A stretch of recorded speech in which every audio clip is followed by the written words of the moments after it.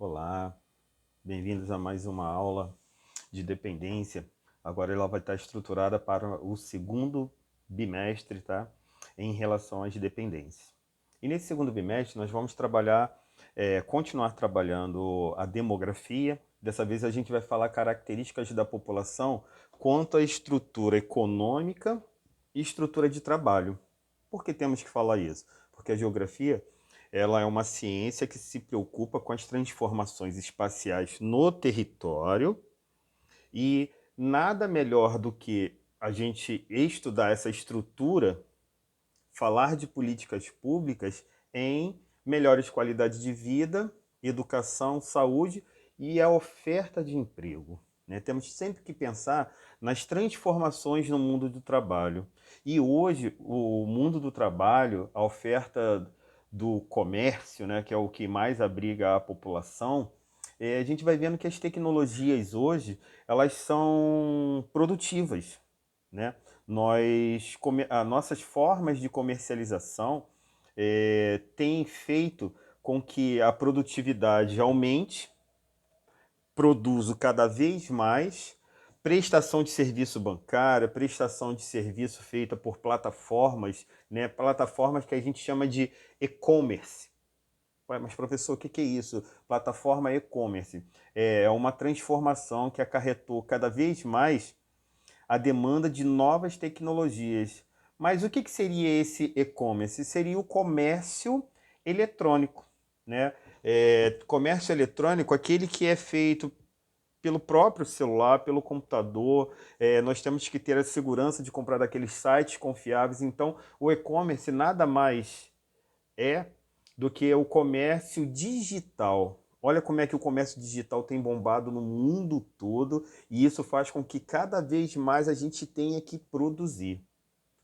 Né? Tá muito fácil hoje. Hoje você não precisa mais ir ao banco para fazer um pagamento de uma conta. Você pode escanear o leitor do teu celular, o código de barra e você faz aquele pagamento.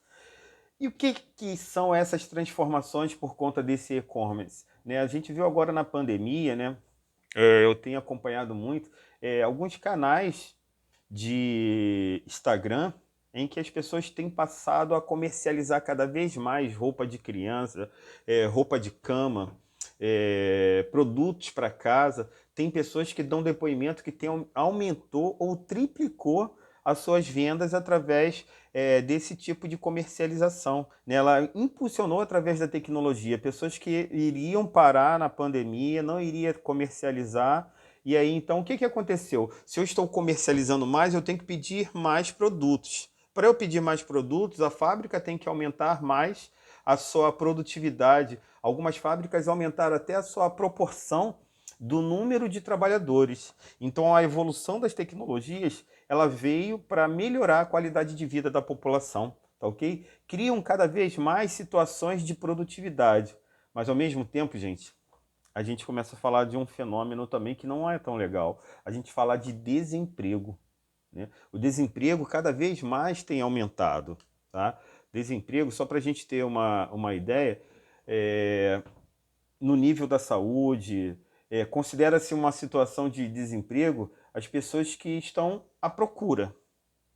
Faz algum tipo de bico, algum tipo de trabalho, faz algum tipo de freelance, mas não se encaixa no mercado de trabalho. Então, o desemprego é um efeito bem abrangente. A gente pode falar a nível Brasil, um grande número de pessoas procurando emprego. Quando eu falo emprego, é aquele emprego formal, aquele emprego de carteira assinada. Tá? E tem diminuído isso aqui no Brasil consideravelmente. Conseguimos trabalho, conseguimos ganhar um dinheirinho para pagar uma conta, um dinheirinho para poder pagar despesas de alimentos? Sim, mas considera-se que o efeito na sociedade tem diminuído muito. Por isso, algumas políticas que estão sendo feitas nesse período da pandemia, como esse auxílio emergencial, algumas vezes o governo ele libera o fundo de garantia que o trabalhador tem, aquele trabalhador formal, com a carteira assinada, que tem seus direitos legalizados pelo INSS, tá? e aí o governo libera esse fundo de garantia para que ele possa injetar dinheiro na economia para poder circular. Só para a gente ter uma ideia, em 2013 no mundo eram mais de 200 milhões de desempregados. Quem é que sofre mais com isso? Realmente, os jovens. Os jovens, a partir dos 24 anos, né, ele é um terço da população mundial desempregada. Ele precisa ter experiência, né? Pedem experiência, por isso que quando a gente está no nosso curso de formação, quando a gente está num cursinho de graduação ou num curso de ensino médio, curso técnico, a gente precisa estar ali sendo observado por empresas, fazendo estágio. O estágio dá essa garantia de que você tem experiência, tá? Então o desemprego, ele tem que ser combatido com a nossa procura de melhora na nossa mão de obra. Eu preciso ser um trabalhador especializado. Preciso ter graduação? Não, eu preciso ser bom, preciso ter cursinhos voltados naquela área em que eu estou empregado. Se eu estou trabalhando no comércio, eu tenho que saber como é a logística, eu tenho que saber como é o funcionamento do estoque, tenho que entender de todas as nuances que vão acontecer dentro daquela minha profissão. Ok? Se eu sou um pedreiro, eu tenho que entender como um novo tipo de argamassa, um novo tipo de piso, um porcelanato. Eu tenho que entender como eu posso melhorar a minha demonstração de mão de obra, mostrar que eu sou um profissional qualificado. Por quê? Porque o desemprego é uma realidade. E aí a gente percebe aqui que tem dois tipos de desemprego, né? O desemprego estrutural, que está relacionado quando o trabalhador é substituído, tá? O trabalhador humano sendo substituído em grande escala pelas revoluções tecnológicas. Ou, simplificando, é quando o trabalhador é trocado pelo robô, ou quando o trabalhador é trocado por uma tecnologia, por um software, por um braço robótico. Tá? Então a tecnologia ela acaba com os postos de trabalho. E se a gente for pensar nisso, o empresário ele não vai querer voltar aquele posto de trabalho em que a máquina substituiu, a tecnologia substituiu. Esse tipo de desemprego eles não voltam a ofertar para a população. O segundo tipo de desemprego é o desemprego conjuntural. É um desemprego em que a crise econômica provocada pela retração do comércio, retração da produção, é uma eliminação dos postos de trabalho temporário. Né? Como a gente viu na pandemia agora, algumas pessoas foram mandadas embora. Se a situação econômica do Brasil melhorar, dessas empresas melhorarem, eles podem voltar ao mercado de trabalho. Por quê? Porque voltando para o mercado de trabalho, por conta da crise, melhorou a situação da empresa, melhorou a situação do país, aqueles postos de trabalho podem voltar, porque eles não foram substituídos pela mão de obra tecnológica, tá ok? E é bem importante a gente pensar nisso, porque a gente fala de população economicamente ativa, aquelas que estão na idade entre mais ou menos 21, né, para a gente não falar que antes disso emprego infantil, né? Então, até os 65, quando a pessoa pode se aposentar. Então, essa é a população economicamente ativa. Esse critério é utilizado para os países acomodar as pessoas que estão na faixa etária de trabalhar. Até mesmo aquelas que estão na faixa etária para trabalhar que se encontram desempregados. Ela faz parte daquela faixa etária. Então, quando eu falo de população economicamente ativa, eu estou falando de uma faixa etária de pessoas que podem trabalhar. População PEI, população economicamente inativa, é aquelas que já estão acima dos 65 anos, que já estão aposentadas. E essa população, ela exerce grande parte da nossa contribuição que a gente faz para o INSS. Tanto é que se pensa aqui no Brasil em fazer uma reforma da Previdência. E essa população também ela vai estar agrupada em três setores da economia. Podemos pensar assim, ó, primeiro setor da economia, segundo setor da economia, terceiro setor da economia. Mas, professor, o que é o primeiro setor da economia? vou falar assim, aquele setor que fornece matéria-prima. É o setor da agricultura, é o setor da pecuária, é o setor do extrativismo, que coleta vegetais, que coleta minerais, da pesca. Então, são realizados a captura de matérias-primas que vai ser mandado para o segundo setor da economia, que é o setor secundário, é o setor onde eu vou pegar essas matérias-primas e vou processar em produto industrializado. Então, equipamento de tecnologia, equipamento sofisticado, os minerais vão ser transformados, ok? O setor terciário é o setor de prestação de serviço. Eu posso citar um exemplo de marketing, tá? O marketing para a atividade da agricultura, como a gente vê aquele comercial, o agropop, o agrotech, o agrotudo, aquilo ali é feito no terceiro setor da economia.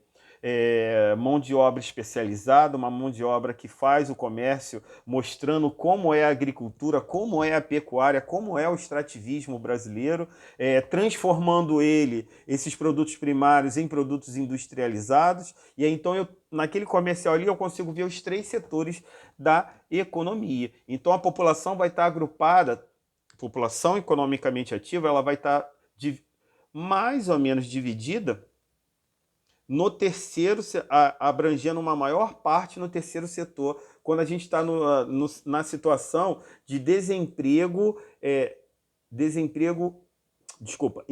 informal. O que é o emprego informal? Formal é aquele de carteira assinada, informal é aquele em que o setor, a pessoa, ela não tem o vínculo empregatício com o INSS, com o governo, ela não tem a sua carteira devidamente assinada, então automaticamente ela não vai ter direito a seguro-desemprego, seguro de saúde, 13º, férias. Ela vai ser o seu próprio patrão, a sua própria patroa. Quanto mais ela trabalhar, ela vai correr atrás. Eles podem se legalizar através de pagamentos de autonomia ou de MEI, pequeno empresário, né, por conta, se ela tiver a sua atividade voltada, ela pode contribuir para o INSS como o seu próprio patrão, tá? Mas desconsidera-se a maioria da população, porque o desemprego informal é uma atividade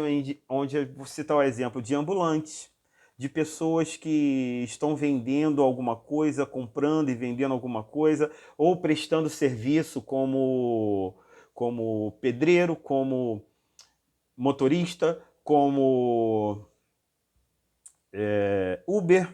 Se ele não registrar no INSS que ele é um trabalhador formalizado, ele pagando a sua própria autonomia, ele não vai ter nenhuma garantia de ajuda governamental. Tá? A única ajuda governamental que nós temos é o Sistema Único de Saúde, que é para todos. Mas para você ter direito a férias, para você ter direito a seguro de acidente, né? O trabalhador informal é aquele trabalhador que não tem o seu registro oficializado na carteira, ele não contribui para a Previdência Social, que é muito importante aqui no Brasil nós falarmos sobre isso, tá ok? E também tem a situação que a gente vai fechar a nossa aula falando sobre terceirização. Hoje em dia é muito comum o envolvimento de pessoas sendo contratadas, terceirizadas por algumas empresas para prestar serviço em outra empresa. Então eu posso citar um exemplo: a escola, em vez de pagar funcionários para fazer limpeza, ter aqueles trabalhadores registrados, sendo empregados da empresa, a escola ela terceiriza um grupo de serviço para essa finalidade. Então ela paga a empresa arca com as consequências daquele trabalhador. Tá? Um exemplo assim bem nítido, vamos pensar numa L'Oréal de Paris, é uma empresa francesa. Ela tem demonstradores, tem pessoas que trabalham aqui no Brasil. Só que aí a L'Oréal de Paris, ela contrata uma empresa, uma agência de trabalho, que ela vai fazer um apanhado de currículos e vai chamar pessoas para serem contratadas para trabalhar para ela. Tá? E aí essa pessoa vai ter vínculo empregatício com a L'Oréal? Não, não vai ter vínculo empregatício com a L'Oréal, ela vai demonstrar o produto da L'Oréal, ela vai trabalhar com o produto da L'Oréal, só que ela vai ser funcionária da empresa que está terceirizando o serviço dela. Isso é muito comum, é uma prática muito comum aqui no país, ok? Algumas dúvidas vão surgir depois desse vídeo, aí é bom que nós possamos tirar essas dúvidas ao vivo no nosso encontro de hoje, tá bom? Aguardo vocês lá.